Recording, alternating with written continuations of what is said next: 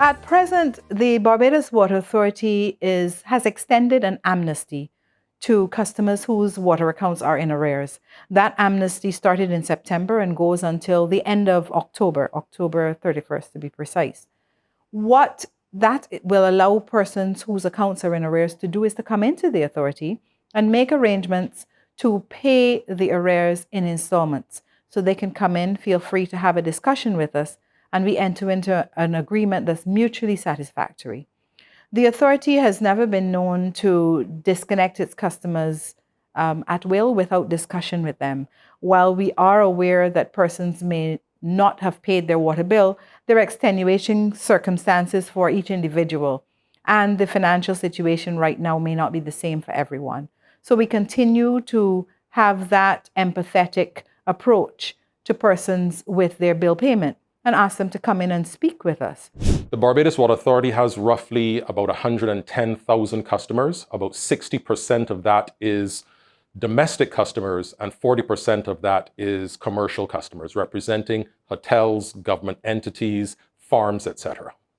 Our annual expenditure on the operating side is roughly about $150 to $160 million. That's salaries and wages, electricity, which is our biggest expense because we are the largest consumer of electricity on the island, over about $20 to $24 million per year. What we've noted is since the start of COVID, we've had a significant impact on our cash flow. All customers that would have been disconnected, roughly about 600 or so plus customers would have been reconnected as part of the COVID initiatives. And we've noticed slowdowns in our collections. So we are collecting less money on a monthly basis than we would have been 2 years ago or 30 months ago before the pandemic. Recently, with the increases in fuel charges, etc., we have just about a $2.5 million shortfall on a monthly basis in terms of our cash. So it is causing a significant decrease in our monthly cash flow, which we know is just simply not sustainable. Let me begin preparations. It's hurricane season. Let me sit down and reason. Let me secure a nation. Know your shelters, Bajan. Help out one another, get vibration. Develop emergency community plans so that we could function. Remove outdoor objects. Make sure that you went to the ATM. Stock up with water. Make sure you clean the guttering, Lord.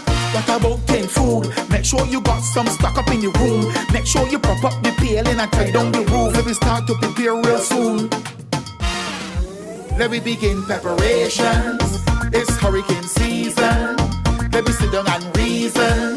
Let me secure a nation. Know your shelters, Bajan. Help out one another, get vibration. Develop emergency community plans so that we could function.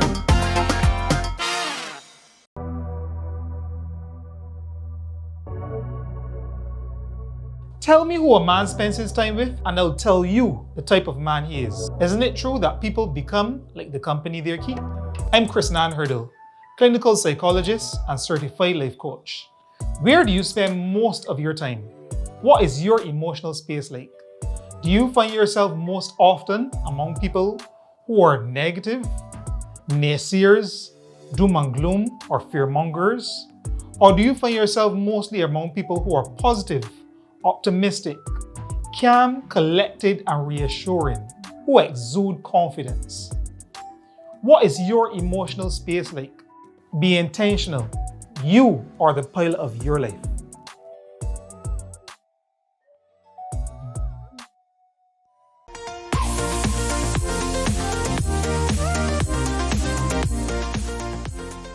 The current receivable balance, which will comprise not just water receivable, but also GSC, because we are responsible for collecting on the garbage and sewage contribution levy.